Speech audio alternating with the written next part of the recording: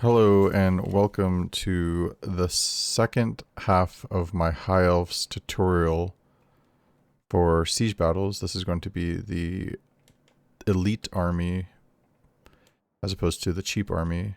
So there's going to be a lot more higher tier, higher cost units in this battle. We'll first go over the composition of the two armies here that you see. So for the High Elves, the attackers, we are using 4 Swordsmasters of Hoeth, 4 Phoenix Guard, 4 Sisters of Avalorn, 2 Dragon Princes, 3 Eagleclaw Bolt Throwers, 1 Star Dragon, 1 Mage of Life, and a Princess on a Star Dragon. So you can see we have the Dragon Princes in the woods, the Sisters of Avalorn over here. We have all our infantrymen blobbed up in this little tree cluster. So they're pretty much all hidden and out of sight. We have our single entity units ready to tank and dodge the missile fire, these tier 4 missiles from the towers. We have our Lore of Life on a chariot, and we have the Star Dragon duo up in the sky, one of them with our princess on it. As for the Dark Elves, we have 2 Harganeth Executioners, 4 Blackguards of Nagarond, 1 Sisters of Singing Doom, 1 Sisters of Slaughter, so we have the Regiment Renowned, the Sisters of Singing Doom, 2 Dark Shards, 3 of them with shields, plus the Regiment of Renowned Bolt Fiends, 1 Cold One Dread Knight, 1 Slaanesh's Harvesters, another Regiment Renowned, 1 Knights of the Ebon Claw, another Regiment Renowned, 1 Caribidis. I'm not actually quite sure how to say it. It's kind of like the Hydra, but anti-large and has like, I guess, like claws around its mouth. I don't know, it just looks really strange. And we have 1 Death Hag and then a Dreadlord, which are the Dreadlord's right there on his mount. And the Death Hag, I believe, starts up on the wall. Right? Is that it right there? Yeah, that's it right there. You can see her right there. Okay, so as for the composition, we're pretty much getting everything out, or as for the formation, we got everything out of the way. Our bolt throwers are ready to shoot down the towers, and that's exactly what they're going to do. So in this first part of the battle, we just, like in all the other siege tactic videos, we just put our single entity units out in the front and dodge away while we pick out the towers and make it safe for infantry and other units to advance forward and begin attacking the units on the wall. Now that all the walls have been destroyed, we are going to begin advancing. Well, we actually move our bolt throwers up a little closer to give them a little better arc of fire to use the rest of their ammo. In scatter shot this time, we use the bolts to destroy the tower on the units on the wall. As you can see, it's quite effective. And we also begin to soon enough move the rest of our infantry and our archers, specifically our Sisters of Avalorn. They're going to do most of the work here, right in front of their line of fire. So like right at the edge of their line of fire where they can't shoot us, but we can shoot them. The Sisters of Avalorn outrange pretty much every archer unit in the game with 180. So even if they were using Dark Shards, which only have 170, I believe, we'd be able to outrange them and begin to chip away at them. I leave them in free fire in the beginning of this battle, just to let them shoot at whatever they can. And after I soften them up, I begin to manually target the halberd units, so the Blackguard of Nagarond. Because of their anti-large, they can be sort of a menace when our Star Dragons are attacking the units on the wall. And so I'm preparing for that fight. So now I begin to move in the Star Dragons. Here they come. I line them up for a nice breath attack. Bam! Some good damage there. And then I just drop them right on top of the other units. And then I also move my Mage of Life over here into this corner of the map where they're fairly safe. They can't really get hit by archer fire, and they can constantly heal the 2 dragons. So let's fast forward a little bit. So as you can see, I use the, I don't know if it's a feature or a bug, but with flying units, you can easily pull them off of walls or up in the air by targeting into walls or off of cliffs, and like the wall counts as sort of a cliff. But I pull them off and I allow my archers to do a little bit more damage to some of these blackguard because they can do a lot of damage to my dragons. And so instead I decide to focus on the sisters over here, but we do rampage, but luckily it's short-lived. The rampage, it doesn't last all that long. And then we pull them out, getting a nice breath attack in there and also breaking open the gate.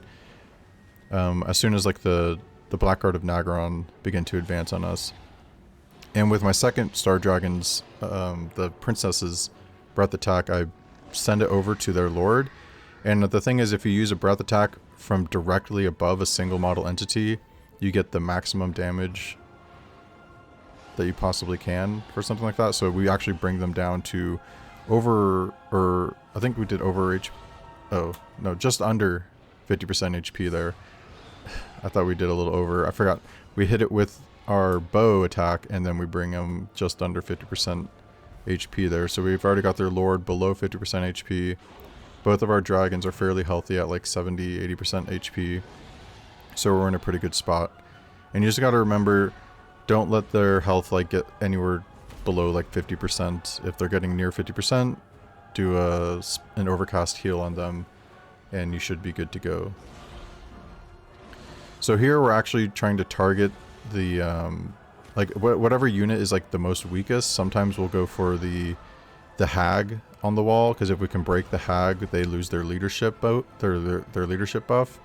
But we're also trying to get like the any unit that's like near routing, because the fewer units that are there to support them in morale, like just being like a unit on the field, the quicker it is to rout them off.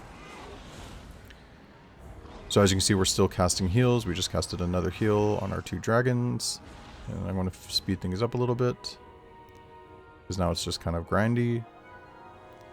So we get them in the air, and we actually are getting into a position to use our final breath attacks, which I think are fairly well used right here on the two swords, not swordsmithers, but the executioners. So we do some pretty good damage to the executioners. Quite a bit, actually. Bringing them both down to below 50% HP. I'm pretty sure one of them was near 70% and the other one was near 50. So probably about a quarter HP of damage was done with those breath attacks on each one. So now we drop back into the pit. As you can see, I believe we're at the healing cap for a princess. So we have to start being careful with how much damage we're tanking. Because while we can still heal all that back up to that line, we can't heal anything past that line. So we got to be a little more conservative. We can't just like be dropping it into these like pit fights without being cautious. So what I actually do is I soften them up a little more with the sisters. I have the sisters over there firing away. As you can see, their arrows are finishing off or softening up some of these high tier melee units in the executioners and anti-large units in the Blackguard. So my dragon's healing up with the life mage over there, and their units are about ready to rout. I think once we get those executioners down to like near 10%, 5%, and we get rid of the hag, we could probably get like a mass rout in. So that's kind of what we're going for right here. Oh, actually, I forget. Since the morale is almost low, we actually go to finish off the lord. So finishing off the lord there is going to make it really easy to rout the rest of these units off the wall. And I figured it was low risk, because if the Hydra-esque unit decided to charge us, we can get a quick uplift off the ground by charging or directing our dragons into the wall, and then they automatically sort of lift off after a couple seconds instead of trying to run and get like the momentum that you usually need when you're running around on a flying unit. Now I do send my life mage to finish off these executioners, Now, some of the executioners actually ran into the wall and some of them ran out of the wall. So after she cleans up outside, she's actually still targeting some of the ones inside the wall, and she gets caught inside the wall. Now, she almost dies here. She gets surrounded by the Slaanesh Harvesters and the Cold Ones, and even the Hydra unit, which is also anti-large, does 2 hits and brings it down to like 20 HP, I believe, right? Once that dot goes away. But I do end up saving it with the dragons there, thank God. And then what I do is I bring my units up to the wall after we cleared it, and we get the Sisters of Avalorn lined up to basically finish off the units that can't get up on the wall. So the Cav units and the dragon units, etc. Monstrous units, things that can't just walk up onto the wall. Lords on mounts, etc. And we're just going to put the rest of our bows, or not our bows, but we're going to make use of our bows and throw our arrows into the Hydra-esque unit. I don't even want to try to say it again, but let's try again. The Charybdis, yeah, I think that's what it's called. And soon it will begin to lose its morale and we'll win the game. It's pretty simple with the High Elves. Just use Star Dragon's life and then the Sisters of Lore of Life and the Sisters of Avalorn to win these kinds of battles with basically no losses. I think we lost 1 unit from our bolt throwers over there in the early game when one of the fireballs hit them. But at this point we've already claimed victory. All the units are routing, and that's basically it. We won this game, losing almost no casualties at all. So I really hope you guys enjoy this series. I like doing it. I think it's a whole lot of fun. We'll see the final kill count right here when we quit the replay.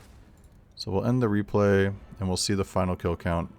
Actually, it says 0 losses this time, which is strange. I don't know if that's a glitch in the replay function, but oh, I know it's because I ended the game early. I apologize. It doesn't show the losses, but I remember off the top of my head we had 1 loss and we killed about 968 of the Dark Elves, I believe, in the upper 900s. So I hope you guys enjoy this series. I plan on doing another one this week. I'm thinking Lizardmen, though I might go with maybe the Greenskins, who knows. I'm going to wait until I get the DLC for the Dark Elves before I do that. And I hope you guys enjoy the series. Love you guys. Bye. Subscribe to me on YouTube. Go follow me on Twitch. Links will be in the description.